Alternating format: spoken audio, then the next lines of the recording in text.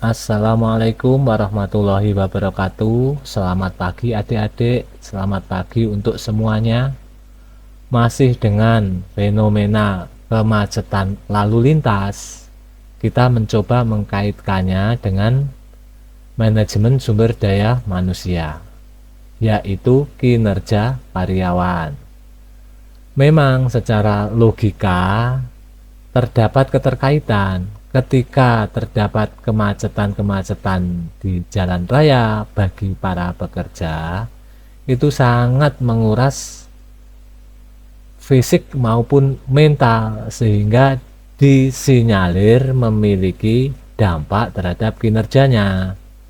Namun untuk kepentingan penelitian kita perlu dukungan data-data yang empiris. Untuk fenomena mengenai kemacetan-kemacetan lalu lintas itu nanti adik-adik sesuaikan dengan kota di tempat adik-adik melakukan penelitian.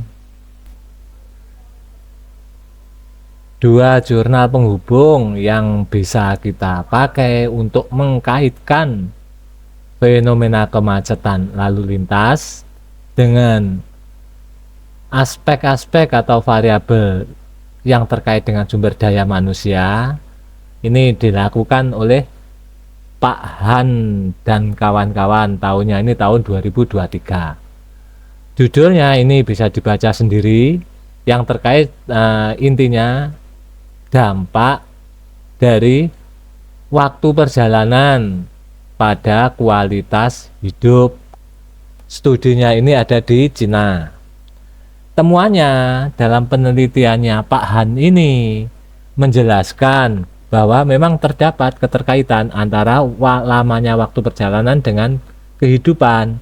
Misalkan ini temuannya bahwa semakin lama waktu untuk bekerja, waktu ke tempat kerja yang digunakan itu menyebabkan rendahnya kepuasan terhadap pekerjaan itu sendiri maupun terhadap kehidupannya.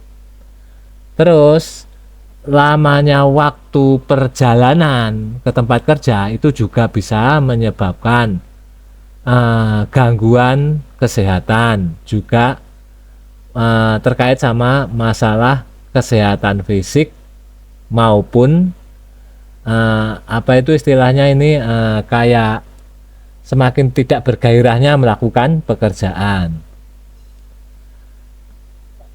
Yang kedua, jurnal yang kedua untuk mengkaitkan fenomena dengan sumber daya manusia tadi dilakukan oleh ini Mbak Dayana dan kawan-kawan. Tahun ini tahun 2024.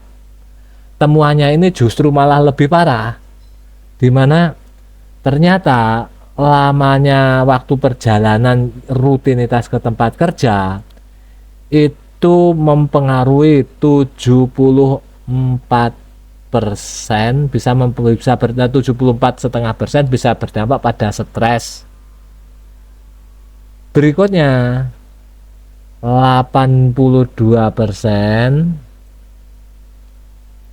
itu menyebabkan lelah mental, juga bisa menyebabkan depresi. Memang dua jurnal ini tidak dilakukan di Indonesia, tapi setidaknya ini bisa menjadi rujukan ketika kita teliti untuk di Indonesia.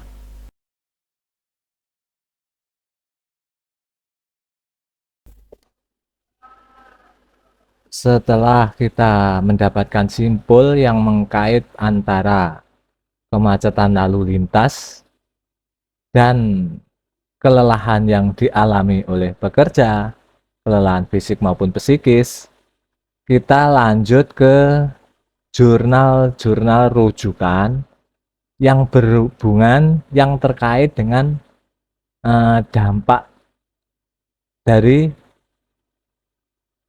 kelelahan ataupun kelelahan itu sendiri yang disebabkan oleh kemacetan lalu lintas. Satu jurnal diantaranya itu dilakukan oleh Mbak Atis. Ini penelitiannya tahun 2022. Kita baca hasil penelitiannya dari kerangka penelitian.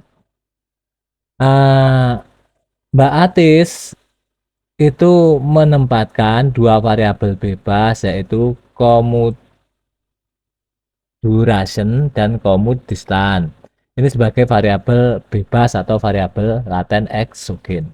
Kedua variabel ini secara langsung berdampak pada mood atau suasana hati ketika sampai di tempat kerja. Dan keduanya tadi juga mempengaruhi job performance bagi karyawan. Seberapa besar pengaruh dari masing-masing ini? Bisa adik-adik baca sendiri di jurnalnya. Link jurnalnya ada di deskripsi.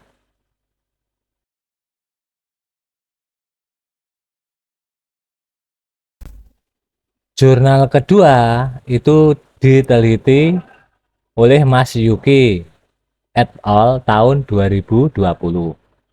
Dua variabel bebas yang terkait dengan kemacetan di jalan atau kelelahan karyawan tadi adalah burnout dan work-life balance. Ketika pekerja harus menempuh jarak yang jauh, macet ke tempat kerja, itu bisa menyebabkan kelelahan secara fisik maupun mental. Itu burnout, cakupan dari burnout. Nah, work-life balance itu dipengaruhi terkait dengan kemacetan lalu lintas karena itu kan membutuhkan waktu perjalanan. Jadi alokasi waktu perjalanan untuk bekerja dalam keseharian itu menempati sekian persen dari keseluruhan jam dalam sehari. Jadi ini bisa mempengaruhi, bisa menyebabkan mempengaruhi work-life balance pada pekerja.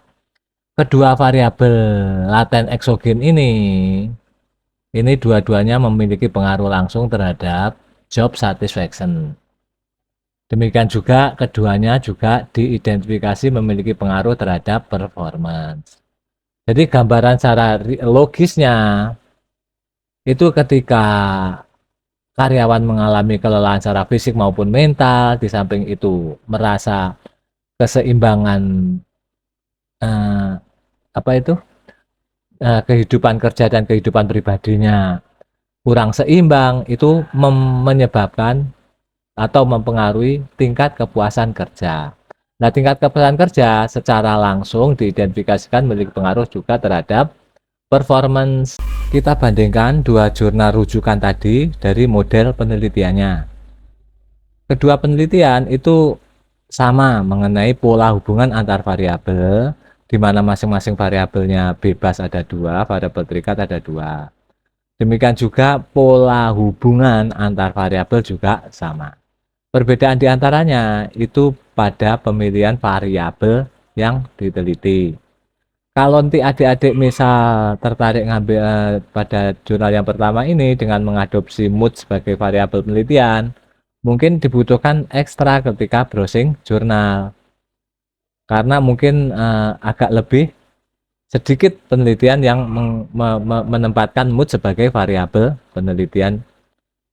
Namun beda dengan misalkan ini disesuaikan dengan positif atau negatif emotion. Itu di Google Scholar itu mungkin cukup banyak untuk nanti jadikan rujukan dalam penyusunan teori maupun indikator-indikator penelitiannya. Kalau jurnal yang kedua itu kemungkinan besar ini relatif lebih mudah ditemukan variabel-variabel ini untuk dari jurnal-jurnal yang lain. Jadi nanti bisa browsing jurnal-jurnal yang lain untuk rujukan teori maupun untuk mendapatkan indikator-indikator pengukuran yang dinilai sesuai. Demikian ya adik-adik, pada intinya alinea awal itu mengupas mengenai kemacetan-kemacetan di tempat atau di kota adik-adik melakukan penelitian. Setelah itu diidentifikasi dampak dari kemacetan-kemacetan di jalan raya khususnya bagi pekerja dengan rujukan jurnal-jurnal yang tadi.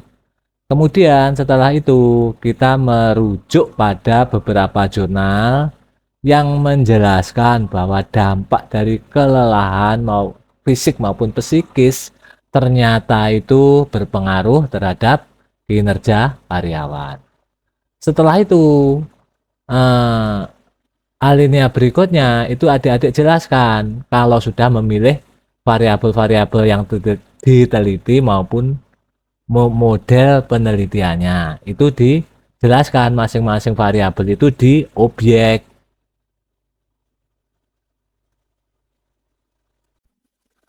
Setelah itu nanti bisa mengerucut ke rumusan masalah penelitian. Demikian adik-adik, kalau ada yang kurang jelas atau perlu informasi tambahan, silahkan komen di kolom komentar. Terima kasih untuk semuanya, tetap semangat, salam damai dan sejahtera. Wassalamualaikum warahmatullahi wabarakatuh.